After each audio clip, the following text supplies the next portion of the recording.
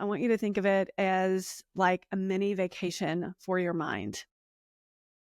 I have a quick question for you. So when was the last time that you caught yourself just staring out the window, lost in a daydream? If your answer is, girl, I have no idea, I can't remember the last time, then we seriously need to talk, because daydreaming is way, way more than zoning out.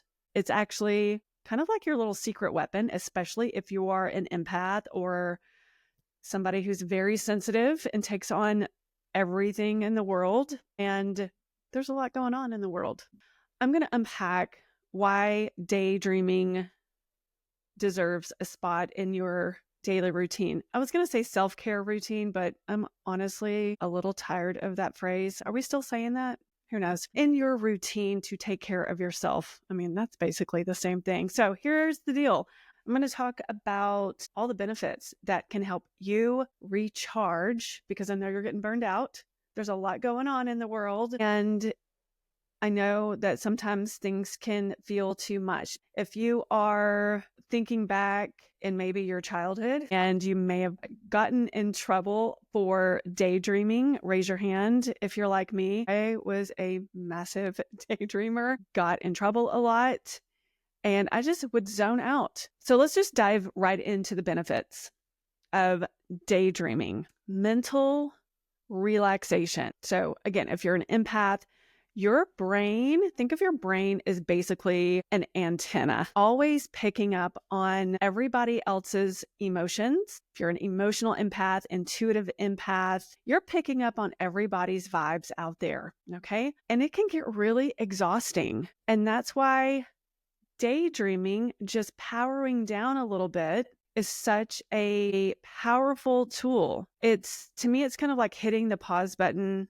on the outside world so you can just get yourself centered. And listen, my favorite author, Dr. Judith Orloff, who literally wrote the book on empaths, she talks about this in every single one of her books. She connects daydreaming to things like meditation, saying it's a way to quiet the chaos and turn inward and just give yourself a moment or a lot of moments to breathe. So what does it look like for me? It looks like maybe just sitting in my outside cottage office, and I've got a landscape. Yes, I live in a neighborhood, but I can see a line of trees about 5 or 6 houses down. Sometimes I just kind of catch myself just staring off into nature. And this is also where I meditate. So I call this my meditation station.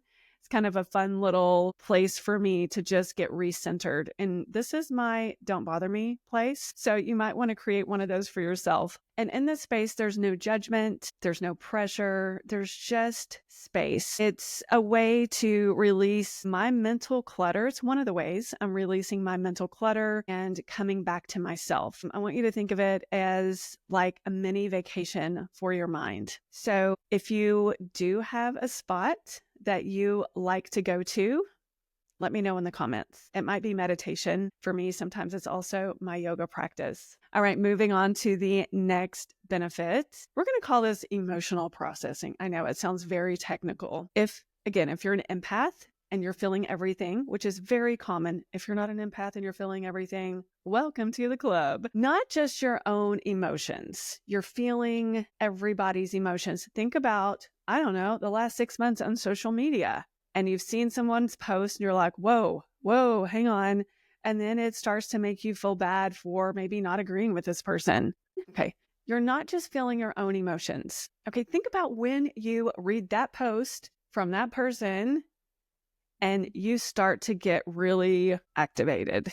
Okay. Or maybe there's a lot of kind of infighting going on social media. I'm taking this as an example because I'm seeing this every single day. And we are getting burned out, y'all. Now, as empaths, we can see so many sides to every topic. You're like, yeah, I can see that point. I can see that point. And you kind of feel caught in the middle. And that can feel like you're carrying the weight of the world on your shoulders. Somehow you're feeling responsible or feeling bad for maybe not agreeing with this person or not seeing it through the same lens. So what daydreaming does, it gives you this safe space away from your phone or away from social media. It gives you a safe space to process all of that without overthinking or using the logical part of your brain, without intellectualizing everything that you have just absorbed. So what I love about daydreaming and just like, I'm just going to call it zoning out real quick. It's like your brain knows exactly what it needs to do if you just give it the time and space to wander. I'm going to go back to when I was a little kid. I would get really overwhelmed in, I don't know, starting in elementary school in the 70s. And my story is I cried every day of kindergarten, except for day one, because I thought that was the only day we were going to kindergarten. Okay, how cute is that? And I went from crying every day to I would zone out because I felt the other kids' emotions, like we didn't understand what was going on. And I felt myself daydreaming. And that was my brain just having to process these emotions of what was going on. But I will say, looking back, intuitively, my brain knew exactly what it needed to do. And I gave it the time and the space to wander. I spent a lot of time outside, and I don't know how much time we spend outside these days, but when I spend time outside, even as an adult, everything that was bothering me, it just seems to float away. So if you have this lingering feeling after a really tough conversation with someone and you can't even explain it, something felt off, but then later on your walk or zoning out and maybe staring at the ceiling or maybe just like taking a few moments to breathe, it just clicks and you realize exactly why it felt off. I had a situation actually yesterday and I was hopping mad. I had a conversation. I got off the phone. I was like, what? Why am I so frustrated?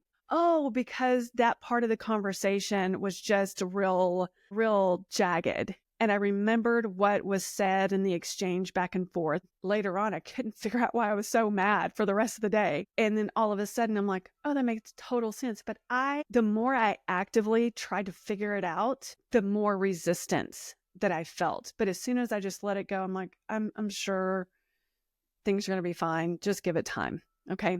All right, moving on to the next benefit of daydreaming, inspiration and creativity. That is my favorite thing. I'm super jazzed about this part of the benefits of daydreaming. This is just the fun part of it. Daydreaming is creativity's best friend. When you give your brain permission to play, okay, whatever that is for you. I like to write. I love making up songs and jingles in my head. You can unlock so many ideas that are just waiting to break through. I'm going to also reference Dr. Judith Orloff, shout out, the empath expert. She says that it's in these quiet moments of just wandering that you can tap so much deeper into these intuitive senses and your potential as a sensitive person. So I want you to think about this. How many brilliant ideas started with someone asking, what if? I love saying this. Wouldn't it be cool if, and then fill in the blank. And then sometimes when I'm having writer's block, I love to write, but sometimes put a lot of pressure on myself and I just go, what if? And I love Rick Rubin. He said that creativity flows best when you embrace stillness and just let ideas come to you naturally. So for me, it's going for that walk and I have a dictation thing in my phone and I get these ideas and I just go for it. Random little storylines pop into my head. Ideas for more YouTube videos pop into my head. Or, like I said earlier, suddenly I have solved a problem that I just could not crack earlier. So if you're an empath, you are naturally creative and you might feel stuck. But listen to me. Listen, you are naturally creative. So find that thing that you love to do. You need that mental space to breathe your ideas into your life. And I just want to remind you that daydreaming is not a bad thing. If you got in trouble for it as a kid by either a parent or a teacher or some other adult that was in charge, it's okay. Just let that go. Daydreaming is where the magic happens. All right. So the next benefit of daydreaming. Okay, so this one is really, really big, especially for my people pleasers. How does daydreaming go in with people pleasing? What? So here's the thing. Empaths often struggle to set boundaries and say, this is my time, because we're always tuned in. Remember the antenna? We're always tuned in to what's going on with other people. If you don't create a private space and time just to be with yourself, you're going to burn out because you cannot set boundaries. Daydreaming is a really beautiful way to practice saying, this is my time. I'm going to zone out. Okay. I will reference my oldest nephew. Shout out to Matthew. He has no problem telling people my social battery's low. He just tells people, I can't even think, my social battery's low. And oh my gosh, he's honest. So take it from Matthew. If you need to tell people your social battery's low, use something like that. So what this does, it helps you strengthen your boundaries so you can figure out where you end and others begin, instead of overlapping everyone's emotional needs. I like to think of like taking specific time out to daydream as almost like training wheels for you to say no more often, especially if you struggle to say no. This is it. Like, I need to chill out. I'm going to go sit down.